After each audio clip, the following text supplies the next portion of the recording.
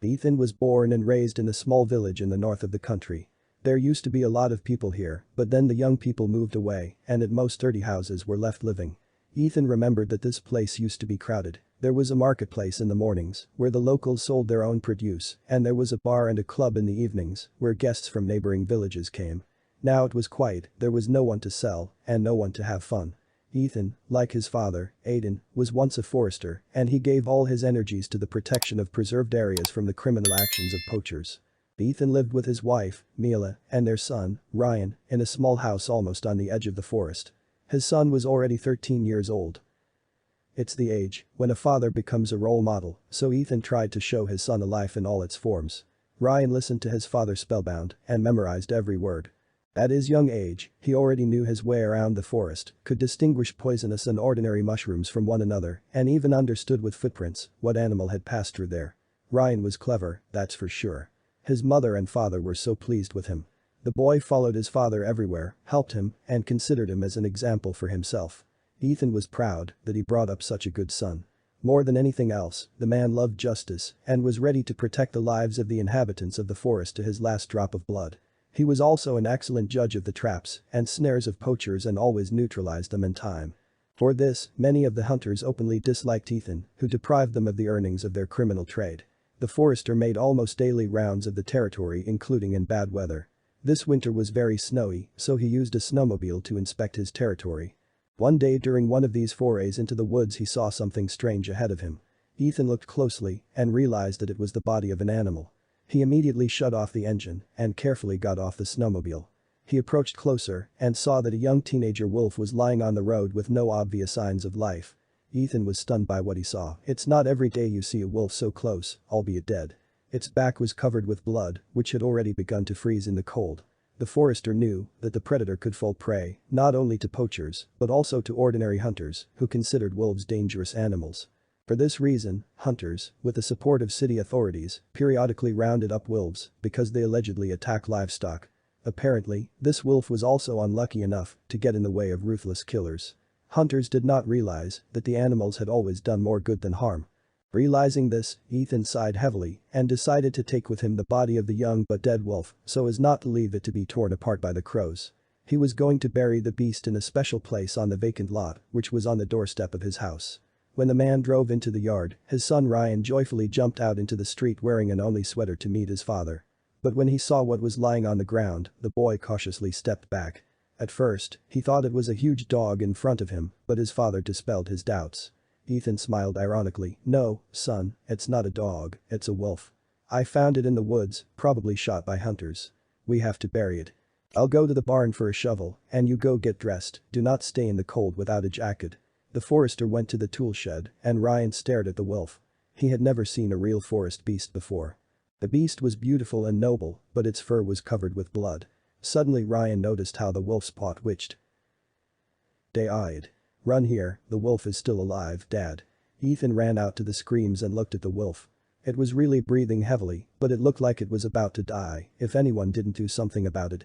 The wolf was indeed alive, though it was a close call.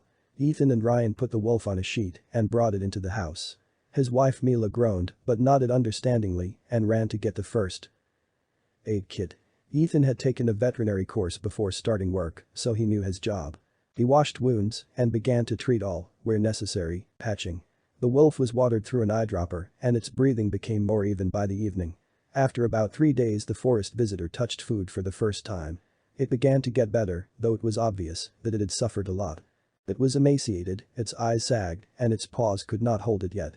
About a week later the wolf stood up and began to walk in the yard.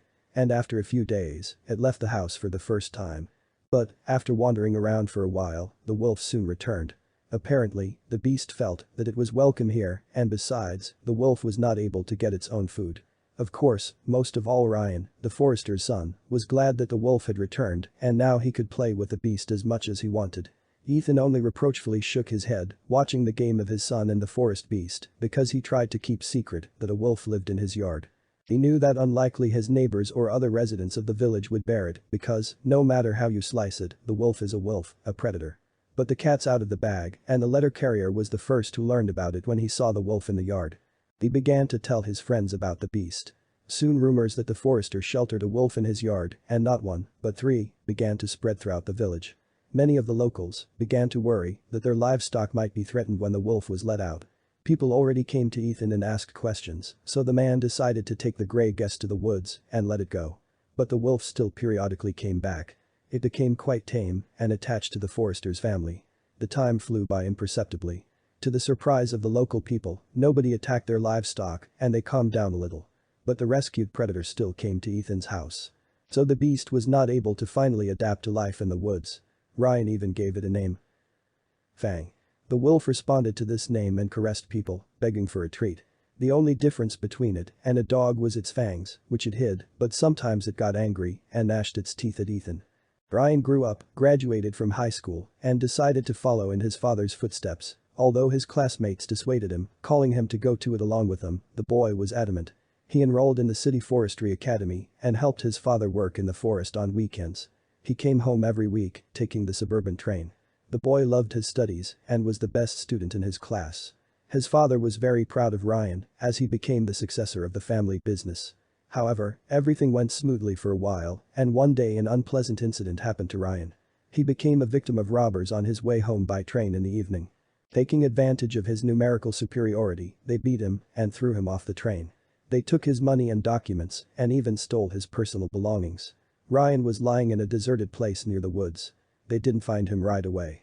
Accidental mushroom hunters saw his red jacket from afar and that was the only thing that saved him. The men immediately called an ambulance and Ryan was taken to the hospital. They found a grade book in the young man's pocket and that's how they found Ryan's parents. Worried, Ethan and Mila rushed to the hospital and heard the terrible news. Ryan had suffered a serious head injury and had slipped into a coma. The parents were shocked. The boy was young with his whole life ahead of him. And now, because of some scumbags, everything is down the drain. Doctors tried all treatment methods, but the boy continued to lie there with no signs of life. There was only one ventilator in the district center, but all the necessary supplies cost a lot of money. The forester sold everything he could to just prolong his son's life. Only an old and rotten car was left. But it was not a luxury, but a means of transportation. The parents drove it to get to the hospital and try to reach their son. One day Ethan once again came to see Ryan, but immediately the head physician of the hospital took him under the arm, pulled him aside, and said, "You understand, mister, we're not magicians. How much longer can we torture his body? He won't survive anyway, and you'll starve to death soon enough if you keep selling everything you've got. Ethan, the guy has to be turned off. He may not come out of his coma even after 50 years. No medication helps, not even the experimental ones. Sooner or later you'll run out of money, and then what? It's going to hurt even more. You will have to make some hard choices. But it will put your wife out of her misery. Can you imagine how she feels every day to see her son in such a state?" Ethan started crying and ran out of the hospital. Deep in his heart, he knew that the doctor was right. When he returned home, he thought about his words for a long time and the decision was not easy for him. He talked to his wife for a long time and they cried together but still decided that their son should be disconnected from the ventilator. The next day they went to the hospital to bid farewell to their son for the last time. They were both stone-faced because they knew that they had personally signed Ryan's sentence and that they would blame themselves for it for the rest of their lives. Mila was in the front seat of their car and behind her lay a tame wolf named Fang. As if the beast had a premonition of trouble, it got sick. It was old already. So at the same time, Ethan decided to show it to the veterinarian in the district center. The poor fellow was very bad. The couple felt sorry for the animal. It was tame, almost like a dog, a member of the family.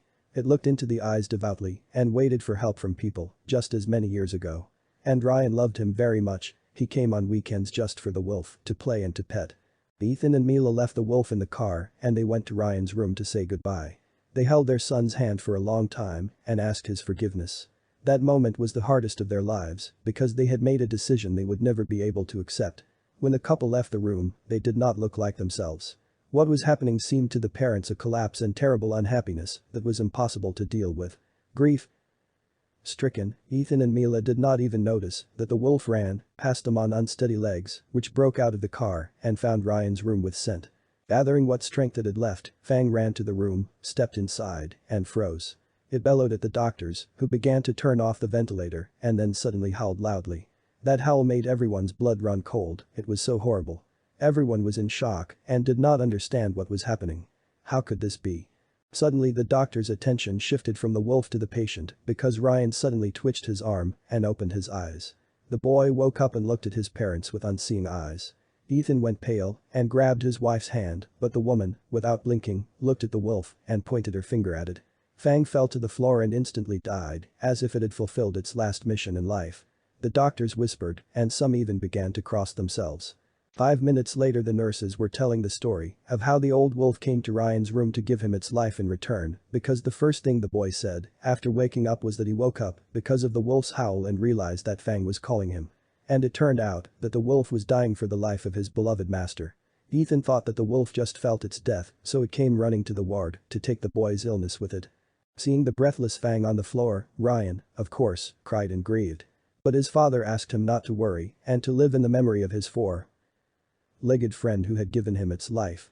Fang was buried in the most prominent place in the village, and tall tales about its deed went on for many years. Ryan finally recuperated, and finished his studies. The scumbags who beat him up were found and punished, they got 7 years in prison. Ryan started working in the village as a forester instead of his father, as Ethan, due to his health, could no. After a while, the young man married the daughter of the local chairman, Alice, then built a house near the forest, and was very happy. His wife gave him a daughter, Ella.